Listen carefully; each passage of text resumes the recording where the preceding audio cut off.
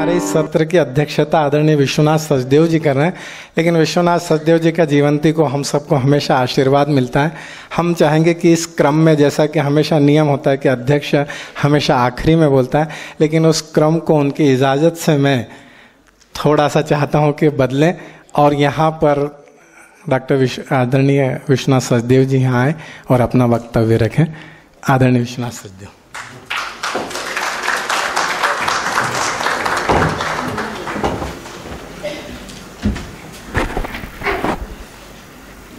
बहुत अच्छी बात है कि अध्यक्ष को मौका मिल गया है पहले बोलने का, नहीं तो जब तक अध्यक्ष का नंबर आता है लोग सुन सुनकर बोर हो चुके होते हैं। लेकिन मैं आपको बोर नहीं करना चाहता, पहले नंबर मिला है इसका मतलब ये नहीं कि मैं ज़्यादा समय ले लूँगा। मुझे लग रहा है कि मुझे इस समय इसलिए दिया गया है कि करुणाशंकर जी नहीं आए हैं, तो जब तक वो ना आए तब तक बोलना है क्या? बड़ा ख़तरनाक है, क्योंकि बम्बई का ट्रैफिक जैसा है, जैसे मुझे भी आने में यहाँ इतना विलम्ब हो गया, तो मैं समझ सकता हूँ कि करुणाशंकर जी कब पहुँच पाएंगे। बहरहाल मित्रों, ये एक बहुत अच्छा मौका है इकट्ठा होने का, और बहुत अच्छा बहाना भी है इकट्ठे होकर के कुछ बात करने का। माया जी जब जीवंती के बारे में बता रही थीं, 10 साल हो गए हैं इस संस्था को यहाँ, और 10 साल से जीवंती जीवंत है। और इसलिए जीवंत है क्योंकि माया जी जीवंत हैं।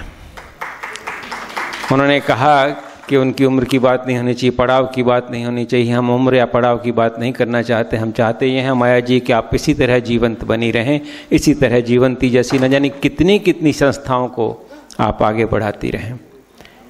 जीवंती के माध्यम से मुंबई शहर में बहुत सारे साहित्यिक सांस्कृतिक कार्यक्रम हुए हैं, और कुछ में भाग लेने का मुझे भी मौका मिला है। मुझे बहुत अच्छा लगता था जब भी मैं यहाँ आता था। और आज तो एक विशेष अवसर है, संजना जी की पुस्तक का विमोचन। पुस्तक का नाम है learn Hindi and Hindi film songs.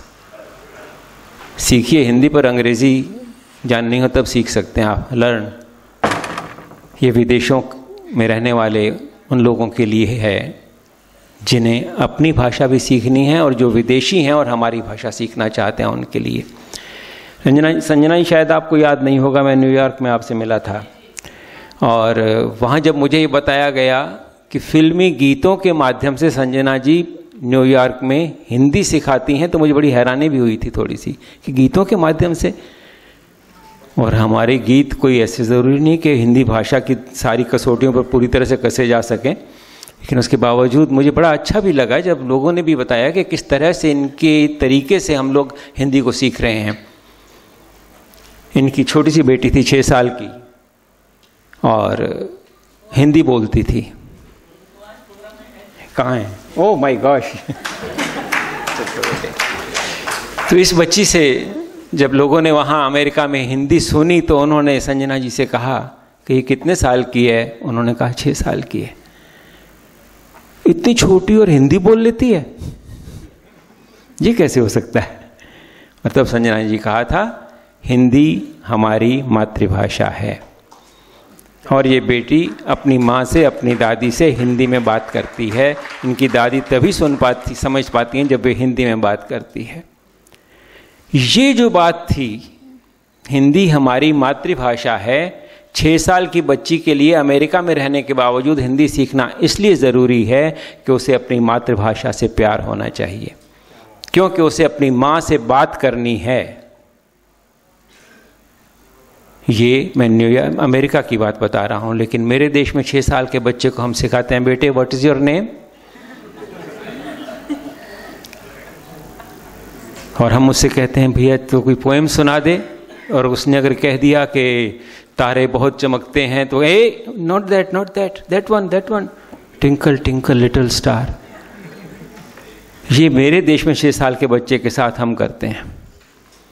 और संजना जी ने वहाँ अपनी बच्ची को हिंदी सिखाना इसलिए ज़रूरी समझा कि 7 समुद्र पार उस धरती पर यदि हमें अपने संस्कारों को जीना है, यदि हमें अपनी संस्कृति को ज़िंदा रखना है, यदि हमें अपनी सभ्यता के साथ जुड़े रहना है, तो हमें अपनी भाषा जाननी चाहिए।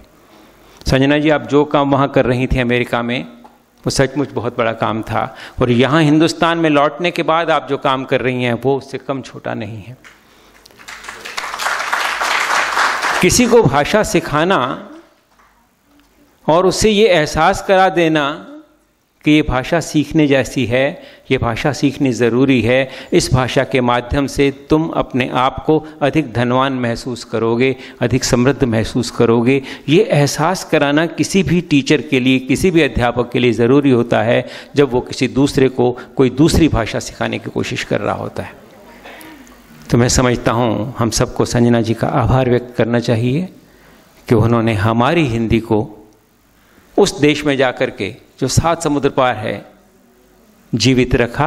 वहाँ के लोगों की, जैसे ये कहती है, मैं प्यास बुझाती थी, थोड़ा सा पानी डाल दिया था उनकी प्यास पर मैंने, तो ये प्यास पर पानी डालते रहें, आगे भी इसी तरह काम करती रहें और हम भी सुनते रहें बार बार कि अब इतने और सारे विदेशियों ने हिंदी सीख ली। मैं चाहता हूँ संजना जी आप इस देश के लोगों को भी हिंदी सिखाइए। हमारी पीड़ा ये है कि हम अपनी भाषा भूलते जा रहे हैं। हमारी पीड़ा ये है कि हमें अपनी भाषा में बोलते हुए शर्म आती है। बहुत कठिन कठोर शब्द हैं ये, बुरे लगते हैं कि शर्म कैसे आती है हमें अपनी भाषा में बोलते हुए। लेकिन मैंने आपको बताया कि हमारे देश में अब माँ नहीं होती। मैं अपनी माँ को बीबी जी कहा करता था, अब कोई बीबी जी नहीं कहता है। अब मम्मी आ गई हैं हमारे घर में, हमारे घर में डैडी आ गए हैं, हमारे घर में रसोई भी नहीं है, किचन है, हमारे घर में बरामदा भी नहीं है, बालकनी है। अब हम बाथरूम की बात करते हैं, कभी हम गुस्लखाना नहीं बोलते हैं, स्नान घर तो बात दूसरी है। ये सब जो चीज़ें बहुत छोटी छोटी बातें, और बहुत लगता है कि जैसे कुछ भी नहीं है, इसमें क्या फ़र्क पड़ता है। अगर मैं अपनी माँ को मम्मी कहता हूँ तो उससे क्या फ़र्क पड़ता है? कुछ फ़र्क नहीं पड़ता। यदि मेरे घर में किचन कहा जाता है तो क्या फ़र्क पड़ता है उससे? लगता है हमको ऐसा, लेकिन मुझे लगता है कुछ ना कुछ इसमें, और वो बहुत कुछ है, वो कुछ ना कुछ नहीं है। क्योंकि इन शब्दों के माध्यम से, इस भाषा के माध्यम से हम अपनी जड़ों से जुड़ते हैं, और जड़ों से जुड़ते हैं तभी पानी ऊपर आता है, तभी पेड़ में पौधा पेड़ बनता है। जड़ों से कट करके कोई भी पौधा पेड़ नहीं बन सकता। तो हमारी पीड़ा ये है कि हम जड़ों से कटते जा रहे हैं और हमें ये पता भी नहीं चल रहा कि हम जड़ों से कटते जा रहे हैं।